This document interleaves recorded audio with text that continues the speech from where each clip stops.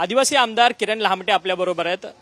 किरण लहामटेजी, तुम्ही संपूर्ण सर्वच आज आदिवासी नेते, आजी माजी आमदार, त्याचसोबत खासदार आमदार आज बैठक घेतात आहे। खरं तर धनगर समाजाला आदिवासी कोट्यातून आरक्षण देण्यास तुमचा विरोध आहे।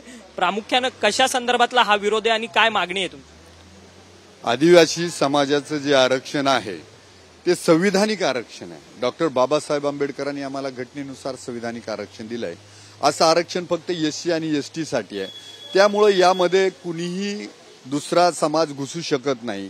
त्यांना स्वतंत्र आरक्षण घ्यावं लागेल आणि आदिवासींमध्ये कुणी समाविष्ट करायचा का नाही हा केंद्राचा निर्णय आहे।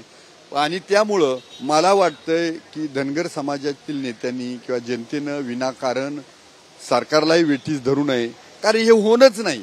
हा इलेक्शन जुमलाय, इलेक्शन निवडणुका जवळ आल्यात म्हणून तुम्हाला काहीतरी आम्हीच दाखवलं जातंय नेत्यांकडनं, असं तुम्हाला आदिवासींमध्ये संस्कृती स्वतंत्र आहे, त्यांचं कल्चर स्वतंत्र आहे, त्यांचं परंपरा वेगवेगळ्या आहेत, धनगर समाजाच्या परंपरा वेगळ्या आहेत आणि मग धनगर समाजानं आदिवासीमध्ये येणं शक्य नाही। आदिवासी ही जमात आहे तर धनगर ही जात आहे। ह्या सगळ्या जर एवढं मोठं डिफरन्स आहे त्याच्यामध्ये, तर तुम्ही का म्हणून तुम्ही विचार करताय की आदिवासी समाजामध्ये आम्हाला घ्यावं? असे सगळे समाज आदिवासीमध्ये यायला टपलेले आहेत, परंतु बाबासाहेबांनी आम्हाला घटनेचं जे कवचकुंडल दिलंय तुम्ही तसं करू शकत नाहीये। घटनेची पायमल्ली तुम्ही करू शकत नाही। जर बाबासाहेबांनी लिहिलेली राज्यघटना आहे तिची पायमल्ली झाली तर देशामध्ये हाहाकार माजेन।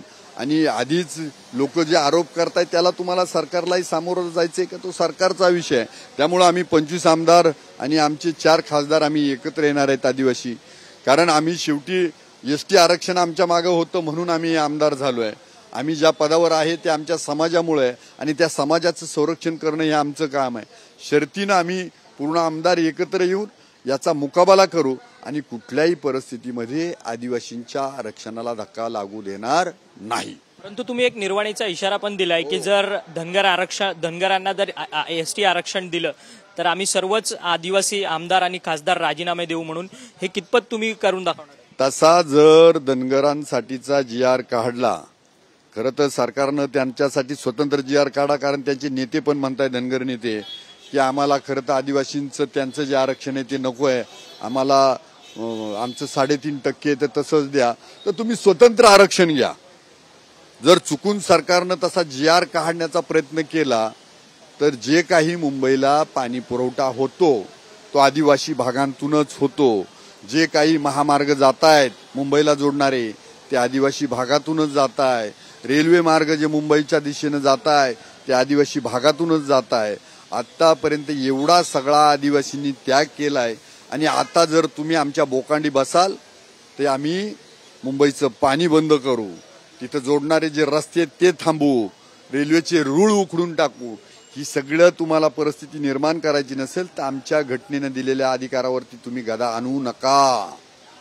आज तुम्ही सगळेजण सर्व आमदार आणि खासदार राजीनाम्याच्या तयारीमध्ये आहेत का? ज्या पद्धतीने सातत्याने तुमच्या अनेक आदिवासी आमदारांकडून सांगण्यात येते की जर असा जर प्रकार घडण्यात आला, जर एसटी कोट्यात धनगरांना आरक्षण देण्यात आलं तर आम्ही राजीनामे देऊ। आदिवासी समाजाच्या आरक्षणासाठी आणि आदिवासी समाजाच्या हितासाठी आम्हाला जे जे करता येईल ते आम्ही सर्वजण आमदार करू। कुठेही किंचितही मागं हटणार नाही। म्हणजे आम्ही आमच्या जीवाची पर्वा कालही केली नाही, आजही करत नाही आणि उद्याही करत नाही। पेसा कायद्याअंतर्गत पण भरती व्हावी अशा मागणी करता अनेक आदिवासी समाजाच्या संघटनांनी आंदोलनं सुद्धा केलेली आहेत। त्याला अनेक आमदारांनी आंदोलनाला भेट दिली आहे, परंतु सरकारने तो देखील निर्णय घेतलेला नाही। सरकारनं हा निर्णय लवकर घ्यावा, कारण सरकारचं एक बाजूनं मी अभिनंदन यासाठी करतो की ही पेसा भरती एवढ्या मोठ्या प्रमाणातली आतापर्यंत कधी झाली नाही। खरं तर भरतीच 2011 पासून कुठलीच झाली नाही। आता हे सरकार भरती करतंय, परंतु आचारसंहिता लागायच्या आतमध्ये पेसा क्षेत्रातील 17 संवर्ग पदाची भरती झालीच पाहिजे। कारण जे काही पोरं आहेत गरिबीतून शिकलेत, दुर्गम भागातून आले, त्यांनी शिक्षण घेतलंय आणि आज जर त्यांना नोकऱ्या भेटल्या नाही तर ते त्यांची अवस्था खूप वाईट आहे. तुम्ही पाहिलं असेल नाशिकचं आंदोलन एवढं उग्र झालं, संयमाने केलं, स्वतःचा क्लेश करून घेतला, आमरण उपोषण केलं. म्हणजे हा एवढा संयमी समाज आहे, काही तरुण आहेत. बाकीच्या जर कुणी असलं तर कुठं टायर जाळतात, कुठं अनागोंदी सुरू करतायत, असं कधीच केलं नाही. तर मला वाटतं की जी आदिवासी क्षेत्रातील पेसा क्षेत्रातील भरती आहे 17 संवर्ग पदाची, ही सरकारनं त्वरित करावी. कोर्टामध्ये जर केस आहे तर मी म्हणतो कोर्टाच्या याच्या अधीन राहून जरी भरती केली तरी चालन, त्यालाही संघटनेचे कार्यकर्ते तयार आहे. त्यामुळे तोही आमच्या दृष्टीने खूप महत्वाचा मुद्दा. एक वेगळा प्रश्न आहे. खरं तर तुम्ही राष्ट्रवादी काँग्रेस पक्षाचे आमदार आहात. तुमचे पक्षाचे अध्यक्ष असलेले अजित पवार हे राज्याचे उपमुख्यमंत्री देखील आहेत. तुम्ही आता महायुतीमधला एक घटक पक्ष आहात, परंतु महायुतीमधलेच इतर घटक पक्षातले जे नेते मंडळी आहेत ते आता प्रखर हिंदुत्वाची भाषा बोलायला लागलेत. महायुतीतल्या नेत्यांनी हिंदुत्वाविषयी विरोध करू नये असं देखील काही महायुतीतल्या नेत्यांचं म्हणणं आहे. अर्थात अजित पवारांना महायुतीमधनं बाहेर फेकण्याचा प्रयत्न महायुतीतल्याच घटक पक्षांकडनं केला जातो. तसं काहीच होत नाहीये.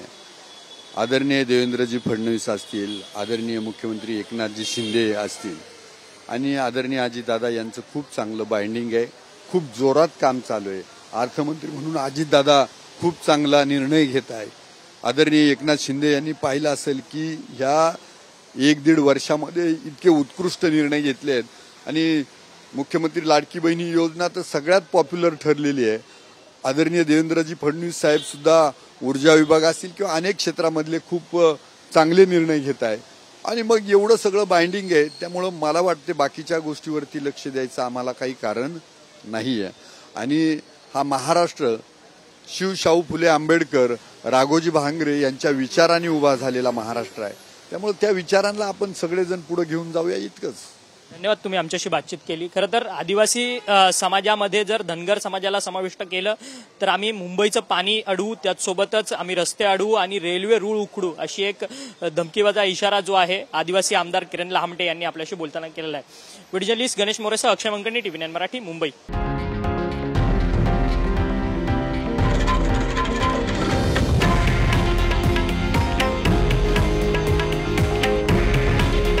हे आहे देशातील नंबर 1 न्यूज नेटवर्क आणि आपण पाहत आहात TV9 मराठी.